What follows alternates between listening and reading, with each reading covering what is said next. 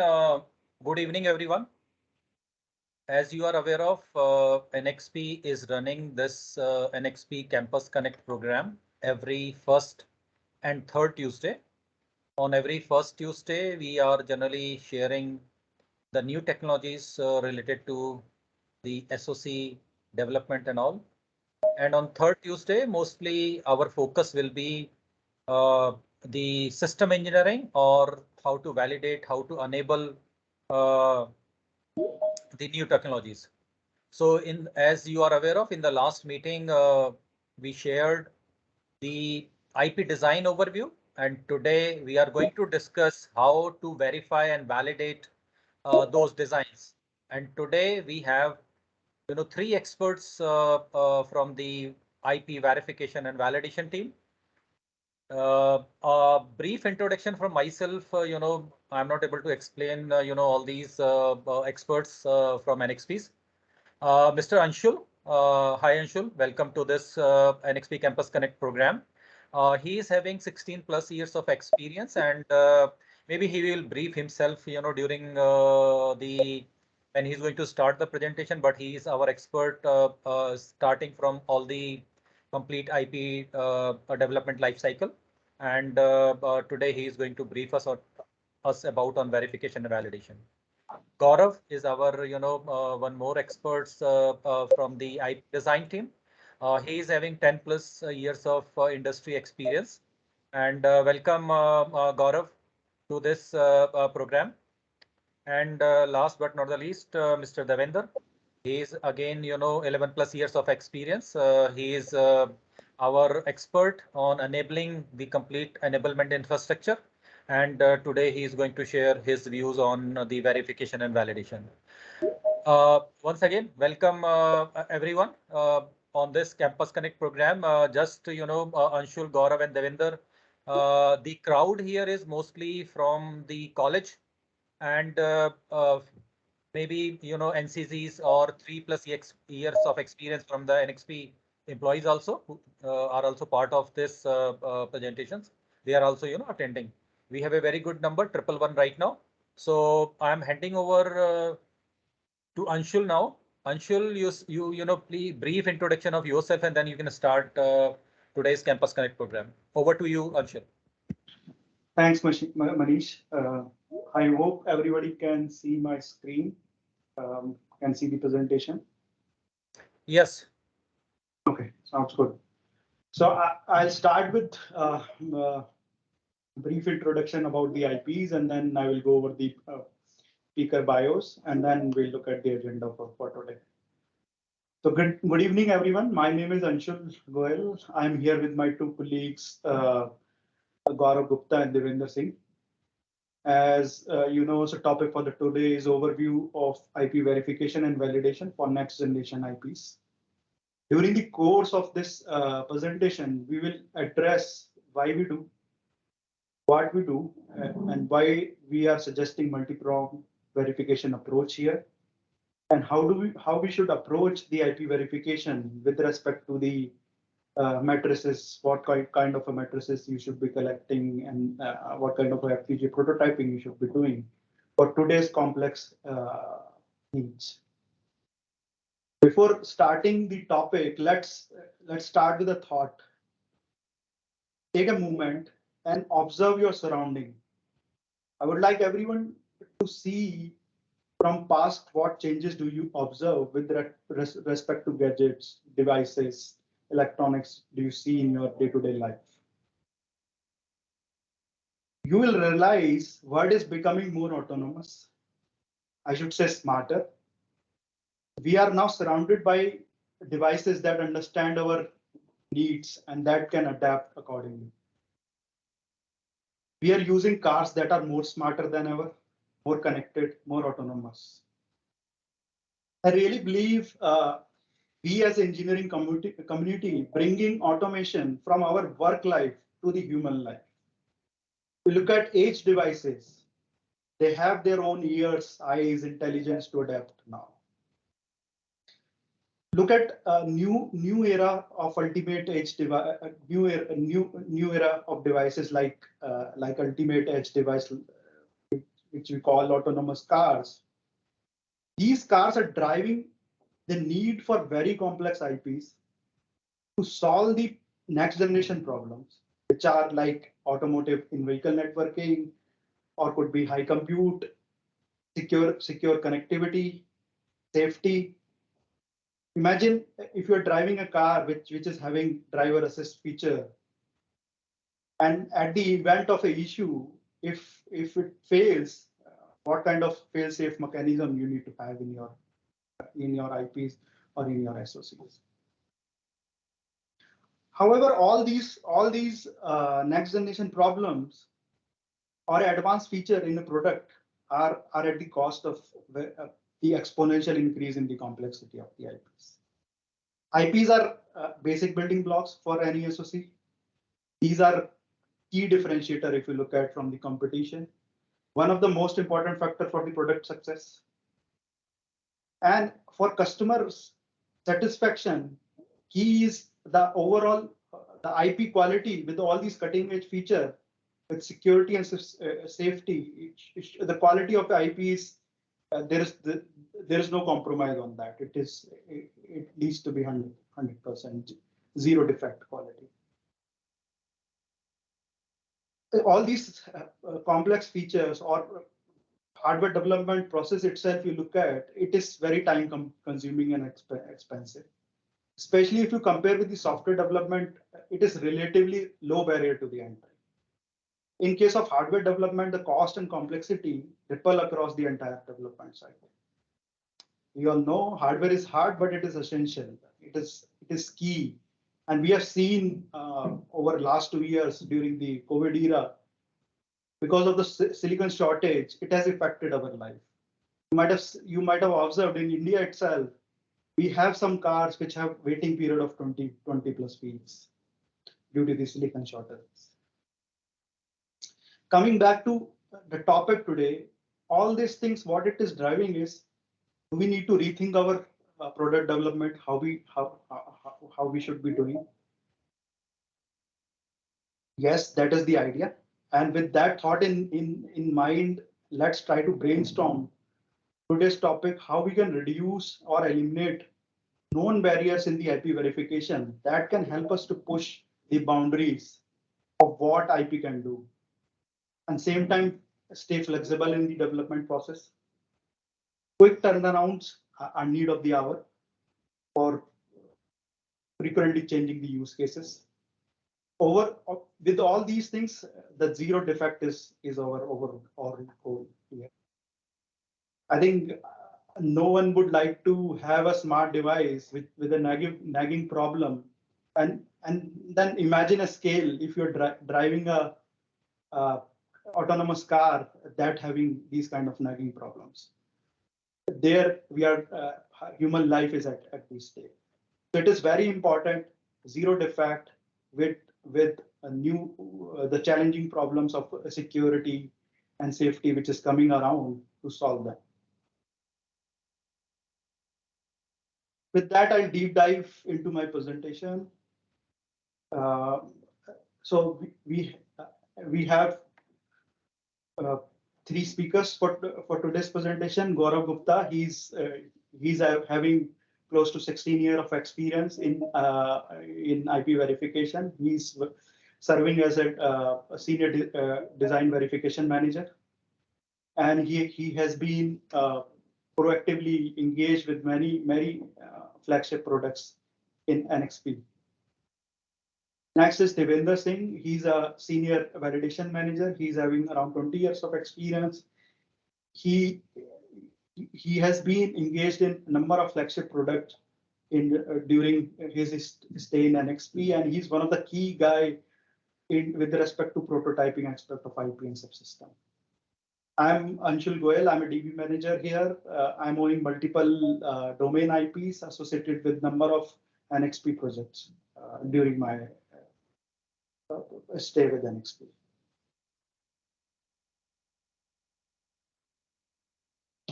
This is the agenda for today. This is how flow of the presentation will be for today. We have seen some of the challenges. We'll go over more challenges, and then We'll look at typical IP lifecycle. What is the DV in today's era? What is the DV roles and engagement we have in the NXP, and how do we see it is getting evolved in the semiconductor space? Then we will look at what is the need of extended verification, and go deep dive into the prototyping aspects. Finally, we'll wrap up with a summary and your questions, which are more than welcome. Feel free. No question is silly.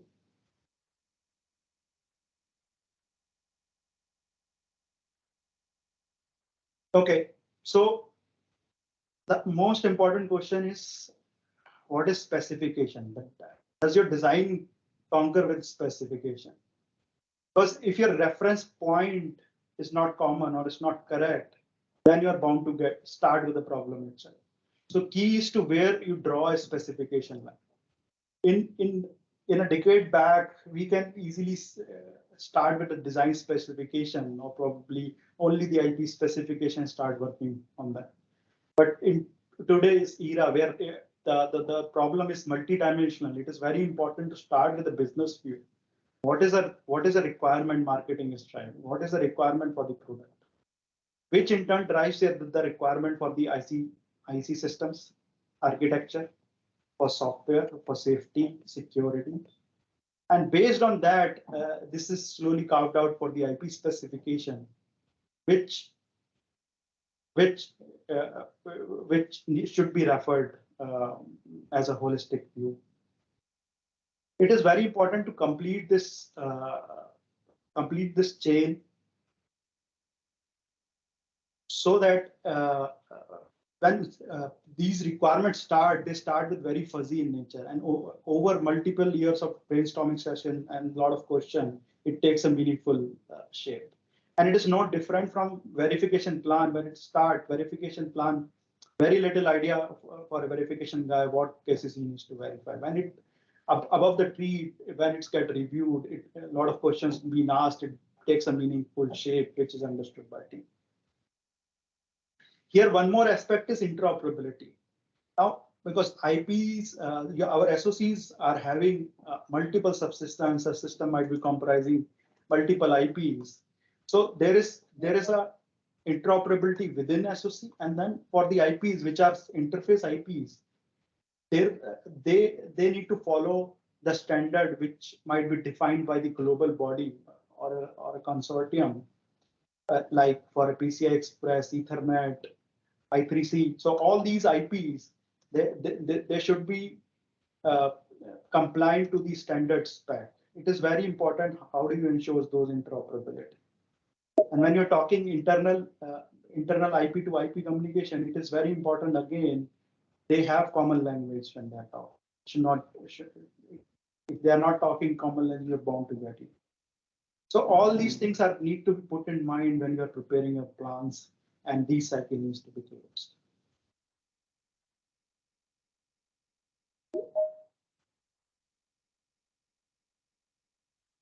With that, let's look at some of the example failures. They are publicly announced, and reference website can be found in the slide set. These failures are covering multiple important aspects, varying from functional performance issues, safety issues, security issues. If we look at the first one, Intel announced a design flow in their one of the most powerful PCs of that time. These PCs were used for running the processor intensive application, and flow was related to performance issues, which almost costed or estimated to be costed around $1 billion in a PC market to Intel. Second is related to the functional safety. Toyota announced when their vehicle restart, there are some race condition, and due to that, software was not able to switch on the stability system, and there was no fail safe mechanism at that time. Due to that, Toyota ended up recalling 460K cars.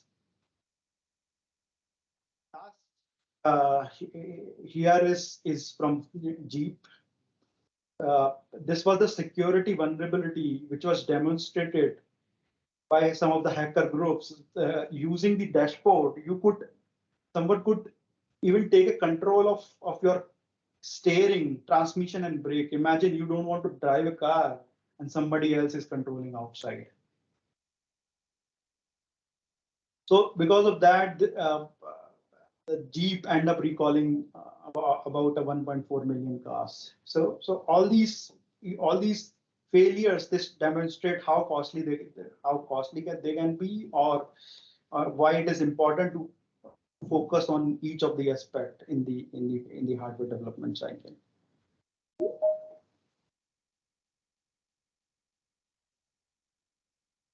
Moving on, let's look at IP life cycle. So typically, any IP has a lifespan of, let's say, 7 to 8 years, 7 to 10 years sort of a life cycle.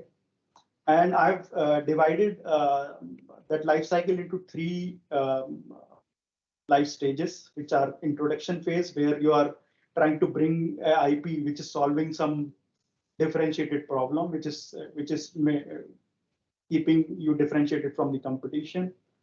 It is highly innovative. There is a target product in mind, target segment in mind, and usually when you start something, it is high on investment. After a couple of years, this IP enter into a growth market where new features are coming in, new market you are exploring. High quality is a need, as we have seen when we are talking edge devices. The number of chips or number of scale is very high. So if there is an issue, it can lead to a very big problem. And usually quick turnaround is a requirement during this cycle, because market is already there and then you want quickly deliver to the market. Then this IP phased out, price competition is a more challenging aspect at that point of time. Looking at these three life cycles, how should be our development cycle, or with respect to the IP verification, should look like? It is very important when you are discussing for first product, or you are introducing IP, you understand the roadmap for that IP. What is the roadmap? What is the scalability you are looking at? What sort of a flexibility you'll be providing in future, so that your environments are not tied to one particular product. You have a flexible environment, and the development cycle should look like you are improving on features, which is represented in the light blue color, and then quality should be always increasing, and then cost with respect to time or dollars with respect to resources should come down. We have seen quite frequently the environments are developed with the focus of that one particular product in mind, and that land up into an planned development where your quality is not going nowhere, and your cost is always rising. You may end up rewriting a lot of test bench infrastructure or test cases due to this.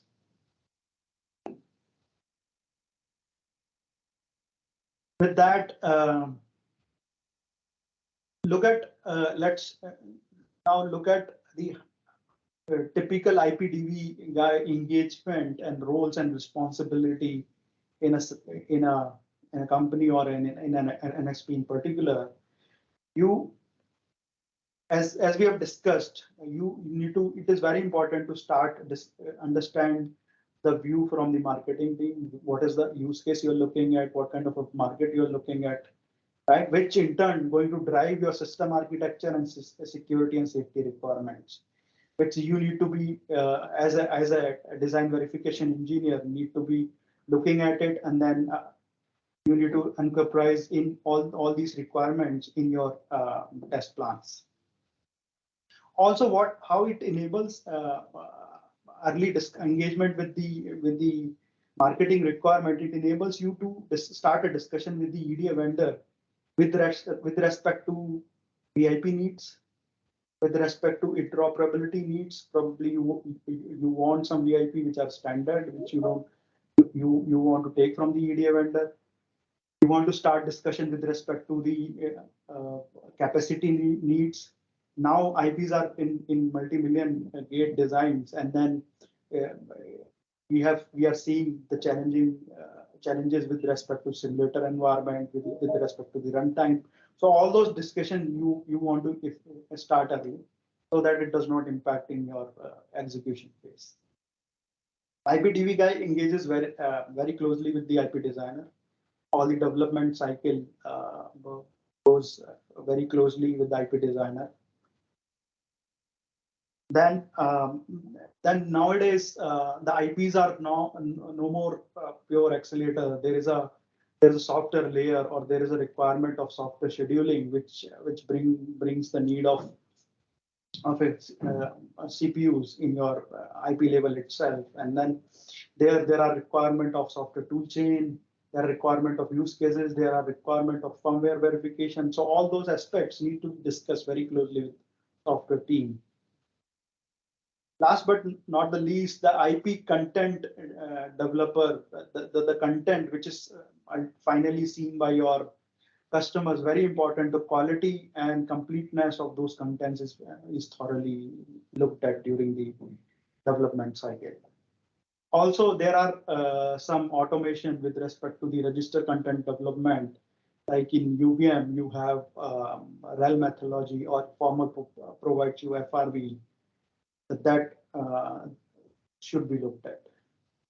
So in overall, if you look at IP, TV team is touching all the aspects here, and it is very important with today's era of complex needs which are coming in, to engage at right time with the right stakeholders, and so that it helps you during the development phase. With that, I pass on to Gaurav Gupta. He will take you to a Y part of the presentation, and he'll start with evaluation of a verification over the years. Thank you, Anshul. Thank you very much. So I'm Gaurav Gupta. I'm responsible for design and verification activities here in NXP's digital IP group. And as Anshul mentioned, we are interested to verify a lot of next generation automotive solutions. And those automotive solutions are comprising a lot of safety and security requirements, along with all the functional needs of the design. So as we all know, evolution is the law of nature. So with time, everything evolves, and design and verification is no exception.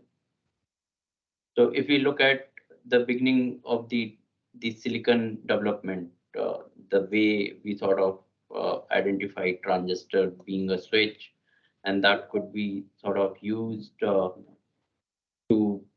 implement complex digital logic.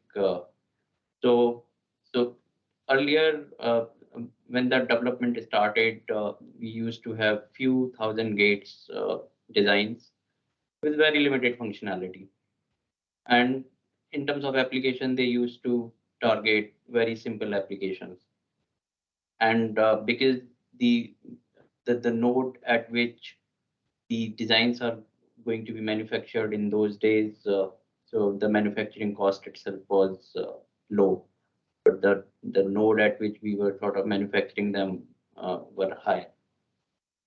So as we moved along with time, a lot of innovation takes place in design and manufacturing. Fabrication technologies evolved over time. A lot of new tools create mask sort of came into being, and then that actually changes the landscape. And instead of having few thousand gates, we came in an era where million gate designs were possible. So each of the SoC that you have, let's say in something like Pentium class of CPUs, they used to have millions of gate. And so gate is again the and digital gates that you sort of might have heard about or read in your digital design concepts. So, so with that, we were able to put in a lot of functionality in those small chips, and they were able to do a lot of concurrent operations of different kind on a single chip. So, and now because we were able to put in a lot of functionality on a single chip, there was need to sort of control their operations and making sure that the synchronization is maintained. And that actually led to the the control through software running on a processor.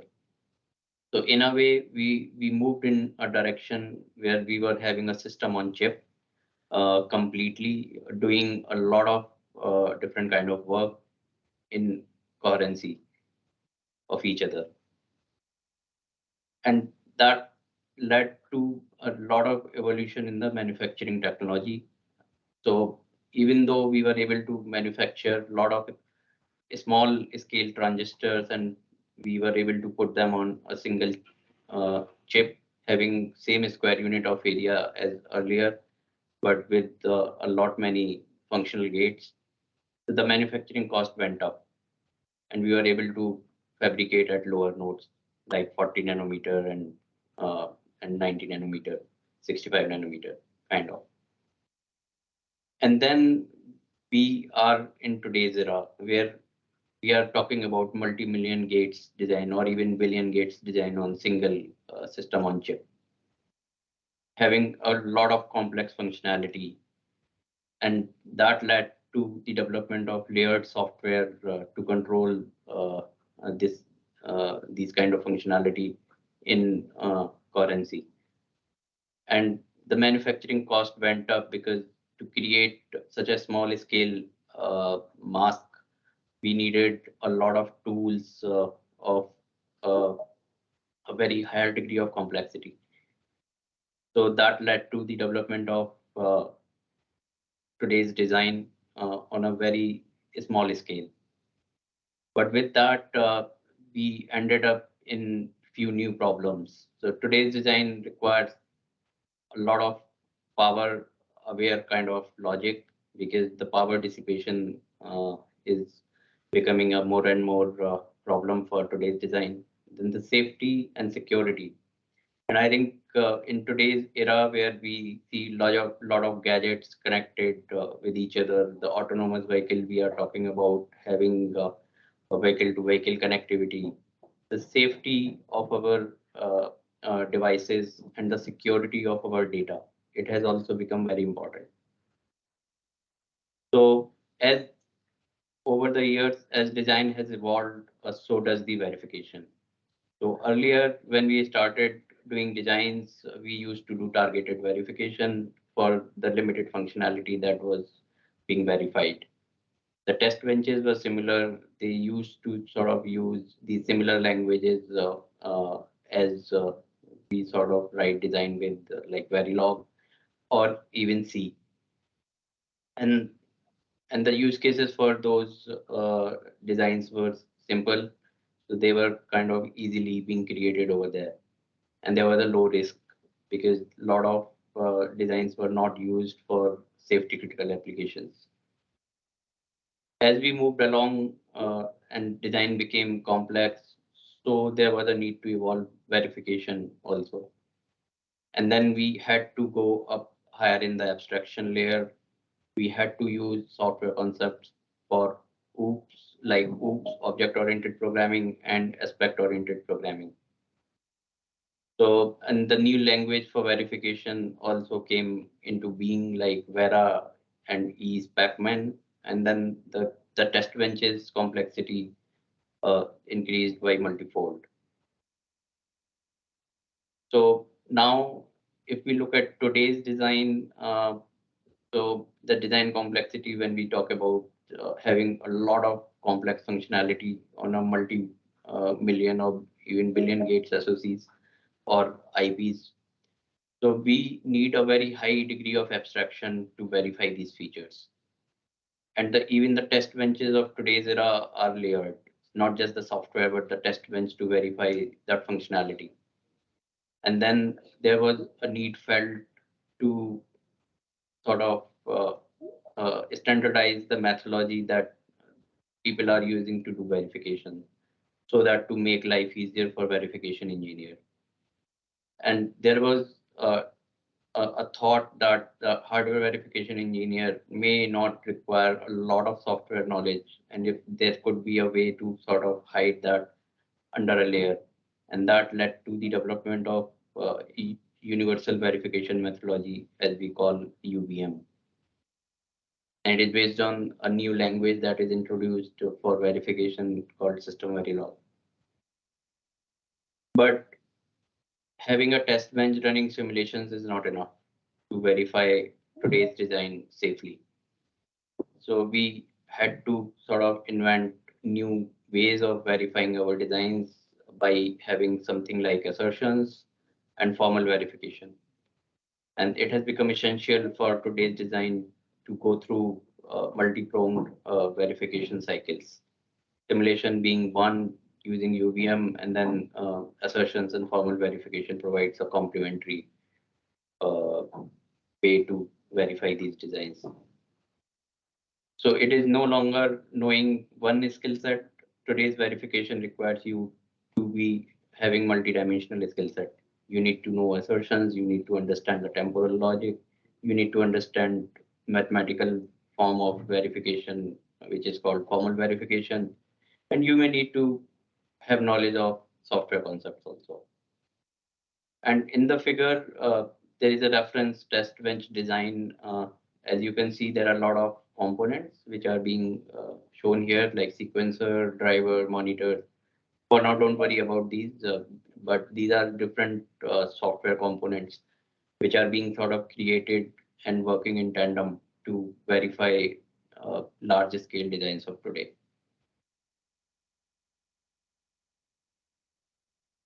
So now let's come to our next uh, problem. So even if you look at the cars around us or the avionics around us, so all of this is having a lot of electronics in it. So it is right to say that this is powerhouse of electronics nowadays. Every function of your car or your avionics is having electronics component driving that. So there are three critical aspects of making these solutions work. So one is the functional correctness. So whether or not your design meets the criteria of your functional specification. And you need to ensure that for all possible use cases, you are meeting this criteria. And then the next two aspects, which are again becoming more and more important, is safety and security.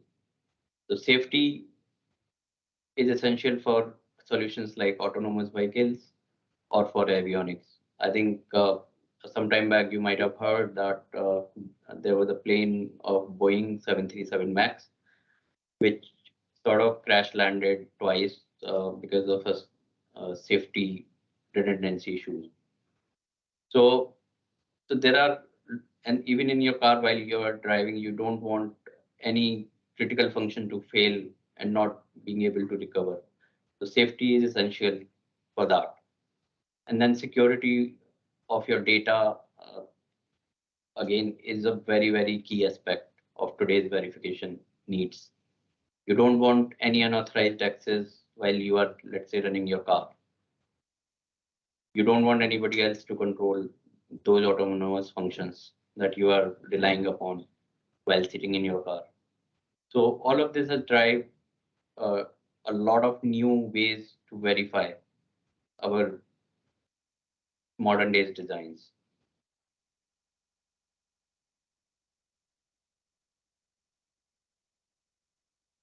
But one essential problem with all of this is while we have moved in complexity, but the time to market has remained either same or it has reduced. And that has led to a lot of problems in verification. So how can you sort of verify these kind of complex designs in a smaller time. Reuse of different components is one of the way that is being sort of pushed in, and the second being to become more innovative in our approach, and if possible to prove that the critical functions of our designs cannot fail. So that led to two parallel stream of verification. One being the simulation, which is traditional way of running test vectors and seeing that when your design is given various inputs, how does it react, and whether that meets the functional specification criteria or not. And then the other being the formal verification. Formal verification is a mathematical approach of doing designs, of doing verification.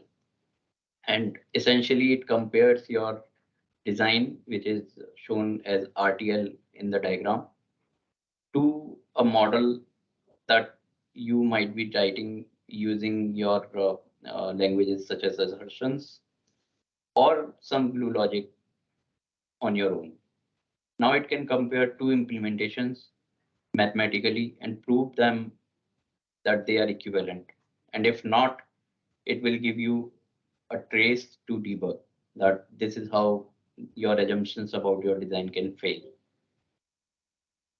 Now, the most important benefit of doing this mathematical analysis is that if you are able to prove that, okay, these two models are same, then it guarantees that there is no way your design can fail this criteria. Well, you get the guarantee here, but in simulation, you might be able to run thousands and millions and trillions of simulation cycles, but there could still be a scenario which may fail your design or prove that the functional correctness is not met. So, but formal verification, because it is a mathematical approach, it is compute intensive. So for large scale designs, there is still possibility that it is kept limited by its capacity to handle some of these complex assertions that we might be writing. So it may not be able to prove it, but it may be able to say that, okay, for such and such cycle, number of cycles, there is no falsification or false case. So then the idea of having these two parallel streams is to somehow convert these two into one and be able to use complementary nature of these two technologies for our benefit. And that actually gives us a greater degree of confidence of verifying our high-end complex designs today. And for security and safety applications, it is very, very important that we are able to validate these requirements using both simulation as well as formal verification.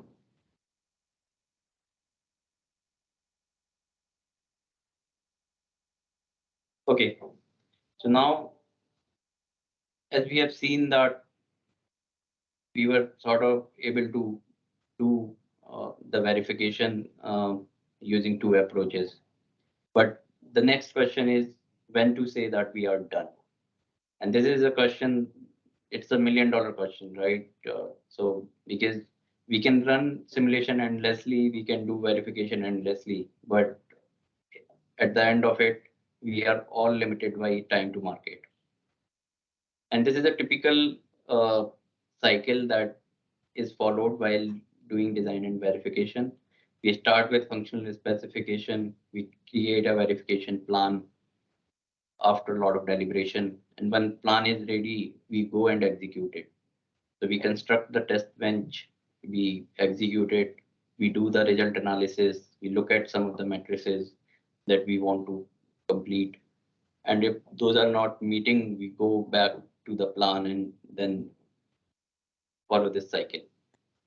And once the sign-off criteria is met, that is when we say that, okay, we can safely sign off this design and this is verified from our end. Let's look at the matrices which are there for us to say that when we can claim that the design is ready to be signed off. So there are typically three categories that we sort of use for this metrics. So one is the code coverage. So this code coverage means that your DUT or the design under test that is being implemented using a language called Verilog in most of the cases and sometimes in VHDL. So each line of that design code has been exercised by the vectors that we are running it with. So if we can claim it that each line, each branch, each statement, or each condition has been sort of triggered from the vectors, we can safely say that the design has been exercised for all its corners. And that gives us a lot of confidence about the quality of the design. And then next is the functional coverage. Again, while the code coverage can tell us how exactly our vectors are exciting our design code, but the functional coverage actually tells us how many features we are able to exercise. And it is kind of a kind of an executable version of our functional specification. So while in our functional specification, we might be writing our scenarios and test vectors, plan for our test vectors, etc. But functional coverage gives us maps those features on a real design. And then at the runtime, we can see how much of the feature coverage we have accomplished while doing our verification. And then last but not the least is the use cases. So each design is intended to be sort of used for some of the use cases, application use cases. And it is very important to simulate and run these use cases on our designs in order to make sure that functionally as well as with respect to performance, they are able to meet the criteria. So in all, this is the metrics that we sort of deploy in order to sign off our designs. And this is very important because this is the criteria that we need to sort of meet before we say that okay, design is verified from all corners. So with that, let me hand it over to my colleague Devendra Singh, who is going to talk about need to do FPGA prototyping, why, when, and how of FPGA prototyping. Devendra. Thank you, Gaurav. Good evening, everyone. I am Devendra Singh. Me and my team try and complement what Anshul and Gaurav do in verification, right? And the single motto that we as part of digital IP team take forward is IPs with absolute quality and zero defects. Because in our case, any defect in an IP would result in can result in a fatality. So we would not want to be in that situation where we are cause for such a thing. Now, let's take a pause and try and see what all Anshul and Gaurav talked about. They've talked about the total aspect of why we need to do IP verification. Because when you say design, you can very well go about taking a design, someone designed something, you can directly use it, right? They very clearly talked about how do you know a design is good and how do you verify it, right? So with that, we should be done, right? But unfortunately, with the increasing complexity, things have become slightly tricky. All the matrices that Gaurav has talked about, whether it is code coverage, function coverage, use cases, right? All these are good as long as you have an IP which can be exercised in simulation in limited time. Unfortunately, most of the advanced functionality that you see, whether it is radar functionality or ADAS or the gateways, vision, right? All that cannot be verified in a limited time because simulation takes its own sweet time, even though you have parallel processing, but simulation typically runs in cycles of say few hertz, right? So that is where role of my team and myself comes in.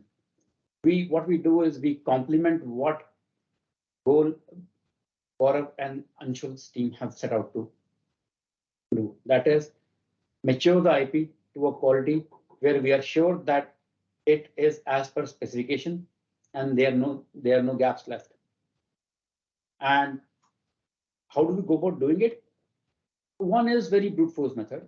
That is, we run a lot of cycles. For example, if there is a new processor that we are building, new accelerator we are building, there you would want to run it through a billion cycles and you would want to make sure that there are no defects whatsoever.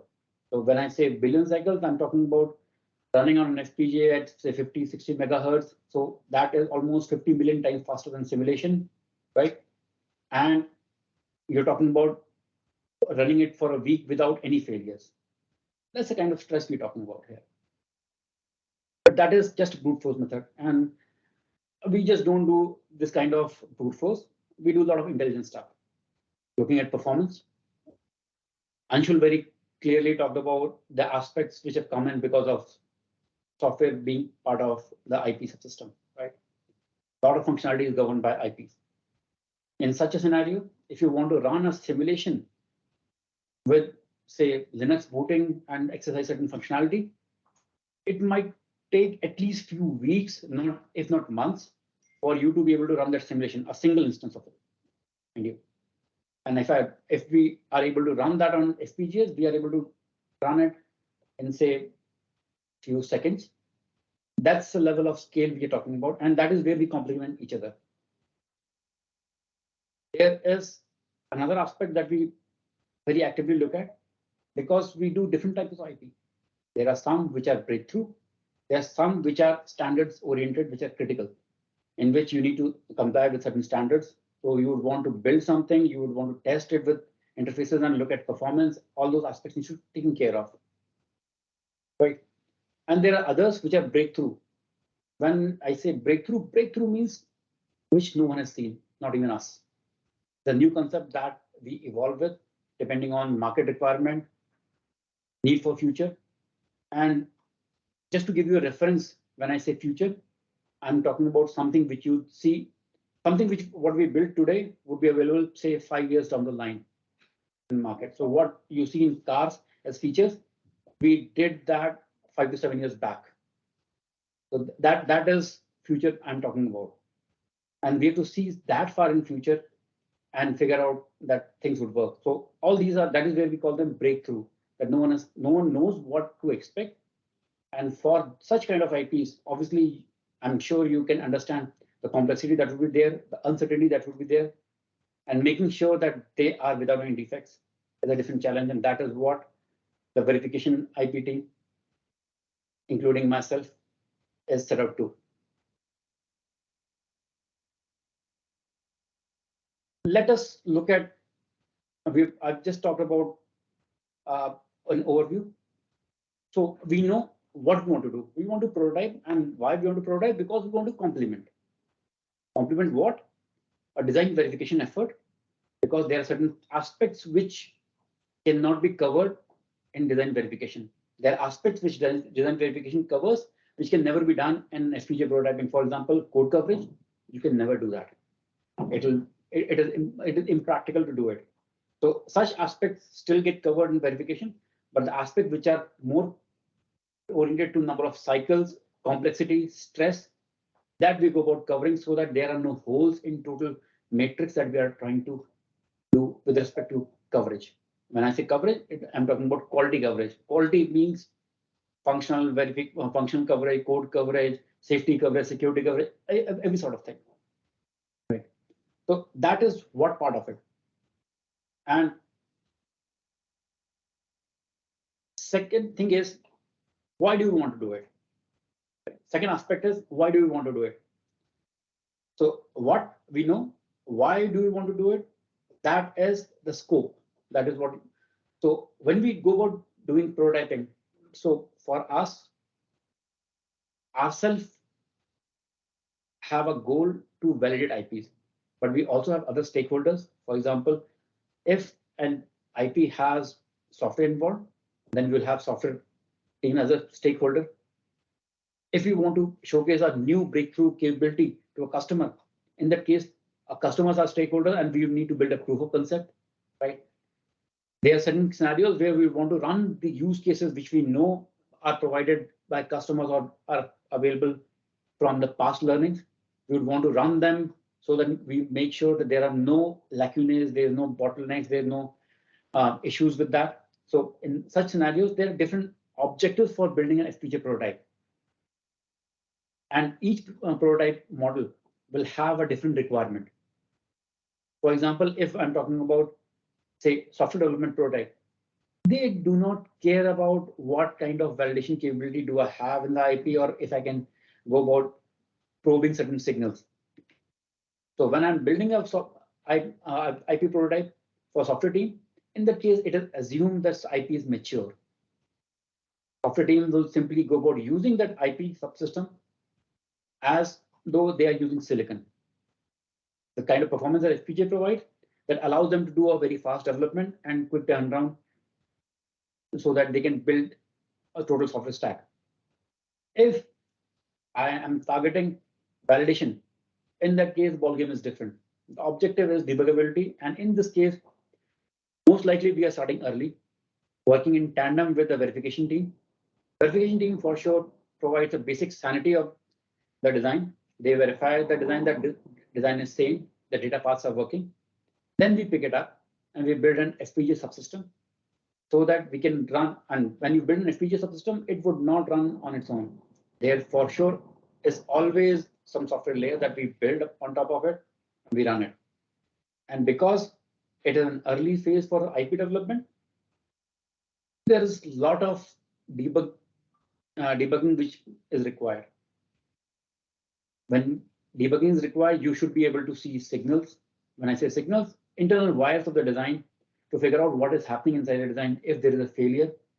So all that capability typically slows down the subsystem. So the goal when you are doing it for software and when I'm doing for validation are very different. We need to be very aware of what goal we are targeting for. So this is why part, why we are doing the prototype.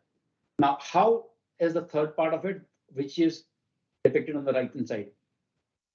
How do we go about prototyping it? So if you look at it, we can say simply we take an FPGA board, we prototype our design, and that is it. But there are a lot more things under this simple statement. Selecting a platform, what platform to select, what would be good, depending on the use cases, basically who's the customer, how many boards are required, what is the debug capability required. Based on that, the platform selection is done. And mind you, all these is the responsibility of someone who is doing FPGA prototyping or extended verification. Second aspect is how we want to build it, is what is the why objective. If I want to build a platform for functional validation or say extended verification. Extended verification, I would want to slightly elaborate. When we say extended verification, it is allowing the verification test case that the verification team has built to be run on FPGA for extended time for testing the design. That's one aspect of it. Second is connecting the simulation environment with an FPGA so that simulation test cases can be, test scenarios can be generated in simulation environment, and they run on FPGA because FPGA is way faster. So the DUT runtime is almost negligible. So all the tests from sanity perspective can be run faster. And mind you, this can only be deployed when the design has matured to a certain degree. You cannot do it in very early phases, otherwise we'll just see failures. This is another aspect of it. A lot of times we have to show prototypes, as I talked about in our why part. In such scenarios, we would go about building custom prototypes, which would allow us to interface with the use cases that customer wants or the capability that we want to showcase. So depending on why we are doing it, we would go about selecting how we go about doing it. This presentation is an overview of what we do in IP verification validation. So I'm not going to details of the skills and capability of, and I'm a FPGA prototype engineer, right? But you might have already got some sense from what I have talked about so far.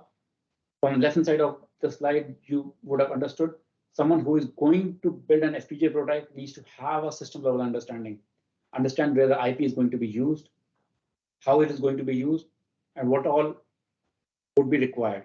And all this has to happen within an hardware. So the complexity is slightly of a different kind. And first aspect is system level. Second is from hardware side, you should be able to understand what boards, what kind of connectivity would be required, all those aspects of it, and what FPGA capacity, right? Costing aspects, because if you need too many platforms, you cannot simply buy a very high cost platform for replication. So all those aspects come into picture. Now I would want to slightly expose you to what an FPGA prototype platform would look like.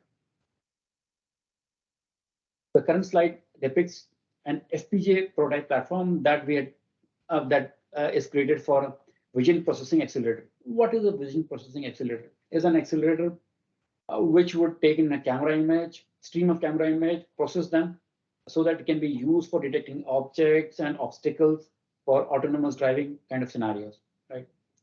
So on the left hand side, what you see in orange, vision processing accelerator, that is the DUT, that is the IP which the design team has created.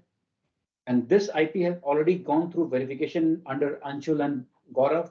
They have matured it to a certain level. Then we go about building a system around it. So if you look at it, rest of the design needs to be integrated by us.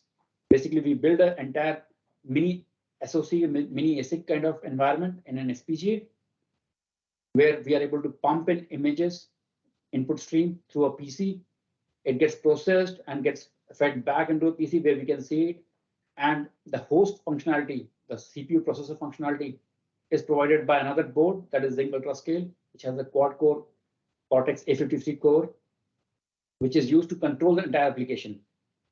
And this is used to validate the IP which is built, that it performs to our expectation. It doesn't fail, doesn't hang, because in an ADAS application where you're relying on a car to tell you if there is an obstacle, or if the driver is looking away, car should stop on its own. There cannot be a chance where the accelerator misses even a single frame, right? So that is what a system looks like. And if you look at it, there are different connections that you see. There is PCI, it's a high-speed protocol, right? So there's a lot which goes into, and maybe we can cover it in some of the future presentation when we go deep into skill sets of verification and validation that is required to accomplish such complex tasks. On the right-hand side is an image of the FPGA setup that we have for the subsystem that we created on the left-hand side. There is an FPGA on the right part of the picture where the vision processing accelerator in DUT is located. The PC is not shown in the picture because it is connected over Ethernet in this case. And the ZU102 board is the Zinc Ultrascale, which acts as a host configuration control part.